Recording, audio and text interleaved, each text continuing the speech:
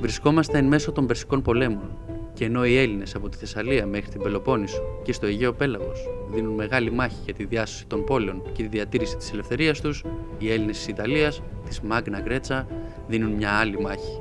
Σχετικά με τους Περσικούς πολέμους, μπορείτε να βρείτε στο κανάλι μας τις εκπομπές του Κογνώσκο Radio, όπου αναλύουμε όλα τα γεγονότα και τις μάχες μεταξύ Ελλήνων και Περσών, ενώ σε άλλο μας βίντεο μπορείτε να μάθετε τα πάντα για τον ελληνικό αποικισμό που οδήγησε τους Έλληνες στην Ιταλική Χερσόνησο. Επιστρέφοντας στο θέμα μας, οι Έλληνες της Μάγνα Γκρέτσα είχαν ένα μεγάλο εχθρό, τους Φοίνικες. Από τον 6ο αιώνα, οι Έλληνες της Ιταλίας και οι Φοίνικες διεξήγαγαν μεγάλους πολέμους για τον έλεγχο του εμπορίου στη Δυτική Μεσόγειο. Βέβαια, σημαντικό ρόλο στην περιοχή και τους πολέμους αυτούς έπαιξε και ένας άλλος λαός της Ιταλίας, οι Ετρούσκοι, με τους οποίους θα ασχοληθούμε σε άλλο ειδικό βίντεο. Ο μεγάλος αντίπαλος των ελληνικών πόλεων ήταν η Καρχιδόνα, μια παραλιακή πόλη η οποία βρισκόταν στην Αφρική και συγκεκριμένα στη σημερινή Τινησία. Οι Καρχιδόνοι ήθελαν να ελέγχουν τις θάλασσες από την Αφρική μέχρι τη Γαλατία και από τις ακτές της Ισπανίας μέχρι της Ιταλίας. Οι Έλληνες από την άλλη, από τον 8ο αιώνα π.Χ., ξεκίνησαν μαζικούς αποικισμούς, οι οποίοι αποδείχτηκαν πολύ επικίνδυνοι για τα συμφέροντα των Καρχιδονίων. Τον 6ο αιώνα, μια σειρά από αποικιστικές προσπάθειες των Ελλήνων υποχρεώνουν τους Φοίνικες να αντιδράσουν.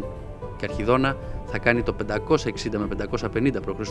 μια μεγάλη εκστρατεία στη Σικελία και μετά από λίγο καιρό έναν άλλο πόλεμο στην Αλαλία στην Κορσική. Και από τους δύο αυτούς πολέμους θα βγει κερδισμένη, παρότι στην Αλαλία θα υποστεί ήττα από τους απίκους Φωκαΐς. Έτσι, με κόντρες και πολέμους φτάνουμε στην εποχή των Ιδικών. Η Μεγάλη Ελλάδα εκείνη την εποχή μαστίζεται από συνεχείς πολέμους μεταξύ των ελληνικών πόλεων και οι οπαδοί της τυραννίας και της δημοκρατίας διεκδικούν την εξουσία στο εσωτερικό.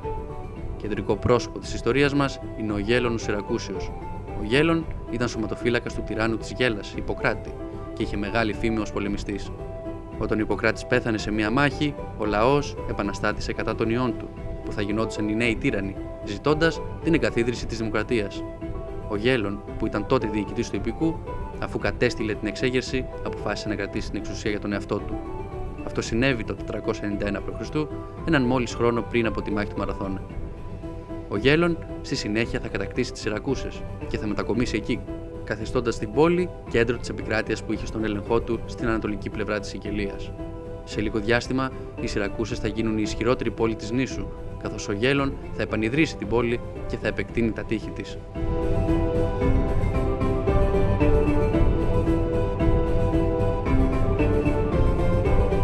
Τη στιγμή που η πρώτη εισβολή των Περσών στην Ελλάδα αποκρουόταν στη μάχη του Μαραθώνα, οι Έλληνες της Σικελίας ήταν απασχολημένοι με τις εσωτερικές συγκρούσεις.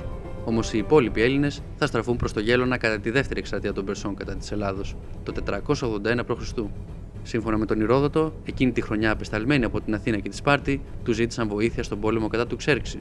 Και ο Γέλων, αφού τους υπενθύμησε ότι ο ίδιος δεν είχε λάβει βοήθεια στους πολέμους κατά των βαρβάρων Καρχιδονίων, δέχτηκε να βοηθήσει μόνο εάν λάβει ο ίδιος την αρχηγία του στρατού Ξηράς ή του ναυτικού.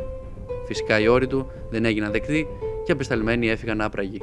Πάντως η αλήθεια ήταν ότι οι Καρχιδόνοι περίμεναν την ευκαιρία να κάνουν νέα εισβολή στη Σικελία, και εάν έφευγε για την Ελλάδα ένα μεγάλο μέρος του στρατού και ο Γέλων, η νήσος θα ήταν εκτεθειμένη. Περνώντας στο άλλο στρατόπεδο, οι σχέσεις Φοινίκων και Περσών ήταν πολύ καλές. Μεγάλο μέρος του ναυτικού κατά την εισβολή του Ξέρξη στην Ελλάδα ήταν φοινικικό. Εκμεταλλευόμενος αυτές τις καλές σχέσεις ο Ξέρξης, θέλοντας να σιγουρέψει ότι οι Σικελοί δεν θα μπορέσουν να συνδράμουν τη Μητροπολιτική Ελλάδα στον πόλεμο εναντίον του, έκανε συμφωνία να γίνει ταυτόχρονα με την εισβολή του και επίθεση της Καρχιδόνας στις Σιρακούσες. Η αφορμή για την επέμβαση των Καρχιδονίων δόθηκε από τους ίδιους τους Έλληνες το 480 μετά τη διαμάχη δύο τυράννων, του Θήρονα από τον Ακράγαντα και του Τύριλου από την ημέρα. Ο πρώτος θα διώξει το δεύτερο, και ο Τύριλος θα ζητήσει τη βοήθεια των Καρχιδονίων για να ανακαταλάβει την εξουσία στην πόλη του. Οι Καρχιδόνιοι θα αρπάξουν την ευκαιρία και θα αποπλέψουν για τη Σικελία με μεγάλο αριθμό στρατευμάτων. Αν και υποστηρίζεται από τις αρχαίες πηγές ότι επρόκειτο για 300.000 άνδρες και 200 πλοία, είναι προφανές ότι οι πραγματικές δυνάμεις των Καρχιδονίων πρέπει να ήταν πολύ μικρότερες. Αφού οι Φοίνικες με επικεφαλής τον Αμίλκα θα φτάσουν στην Πάνορμο, θα κινηθούν κατά μήκος της ακτής και θα φτάσουν έξω από την πόλη η Μέρα, την οποία προστάτευε ο Θήρονας. Αφού μια πρώτη επίθεση αποκρούστηκε από τον τύραννο, ο Θήρον έστειλε μήνυμα προς τον γαμπρό του Γέλωνα να σπεύσει για βοήθεια. τότε θα λάμψει η ηγετική προσωπικότητα του Γέλωνα.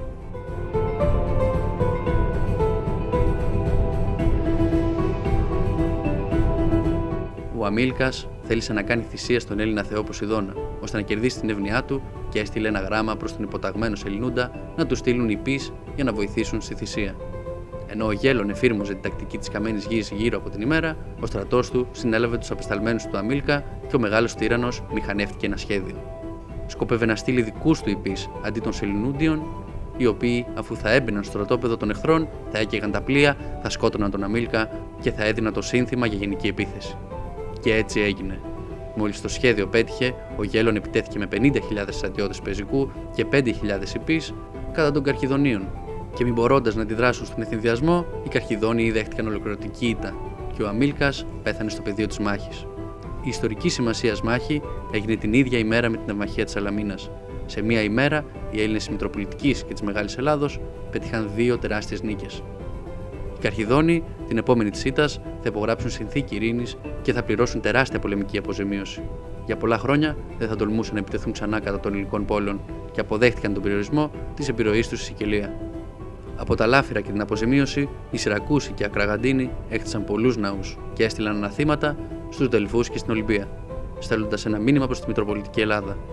Ο Γέλων, με τη μάχη της ημέρας, θα γράψει με χρυσά γράμματα το όνομά του στην ελληνική ιστορία και στα βιβλία ιστορίας θα αφιερωθούν σελίδες ολόκληρες για τα κατορθώματά του, τα οποία οδήγησαν στη μεγάλη ανάπτυξη των Σιρακουσών, του φάρου του ελληνισμού της Σικελίας.